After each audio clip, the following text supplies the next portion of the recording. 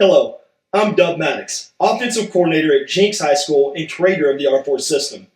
One of the most common questions that I'm asked is how we get our quarterbacks to throw the corner route on rhythm.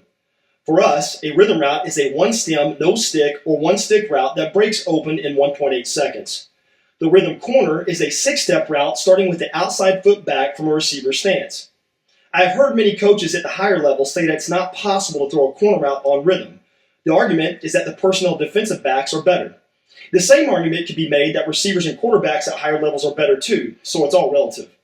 The real issue in throwing the corner on rhythm lies in the quarterback's ability to accelerate his decision-making in anticipation of what an open corner route looks like. To develop this ability, you have to train your quarterback to identify key frames of reference post-snap. Then you must develop a common language that defines the dominant position of a defender, the direction of space that he can close upon, and how fast he can close on that space. Let's look at 3 clips of a snag concept to show you some ways that we do this. From a pre-snap perspective, the quarterback uses the hard deck to determine if the corner is capped or uncapped.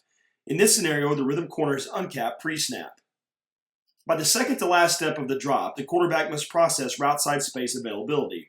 In this case, the defensive back is under and outside the route side space of the corner. This is a non-dominant position to defend the corner route.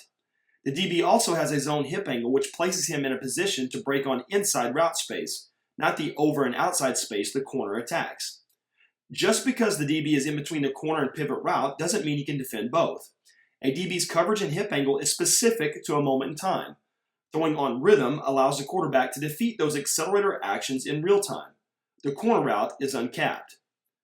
Another key coaching point in zone coverage is that from a cornerback's perspective, the pivot breaks in the same line of sight as the corner route. When the quarterback separates his hands to throw the corner route, from the cornerback's perspective, it looks like he is throwing the pivot. This causes the hesitation of the hips in zone coverage. In this clip, the hard deck reveals that the corner route is capped pre-snap. The quarterback must determine if the route side space is capped by the second to last step of the drop. In this scenario, the cornerback is over and outside of the receiver. This is a dominant position that caps the route side space of the corner. But just because the defender is in the way doesn't mean that he is capping the space. The hip angle and personnel ability to close space must be considered. In this case, the hips are transitioning to a full turn and the defensive back is a Division I prospect. These 3 layers of the cap confirm the decision to go to the read dig route next in the progression. The dig route is uncapped and is thrown for an explosive play.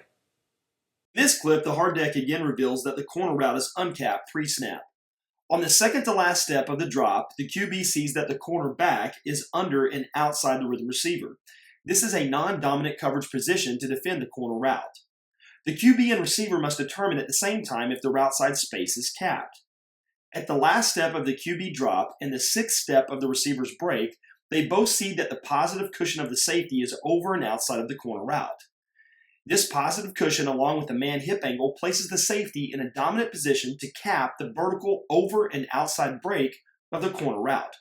However, if the safety can cap the vertical space, he cannot cap the horizontal space at the same moment in time. If he caps it, we snap it, meaning we snap the route break and throw a speed out attacking the uncapped horizontal space. R4 allows us as coaches to teach our players how to read the reality of what they are seeing in real time. Through a common language and a simple process, we are able to accelerate decision-making under pressure and see what others don't. For more information, concepts, drills, and processes like this, go to r4footballsystem.com, sign up, and become a member today.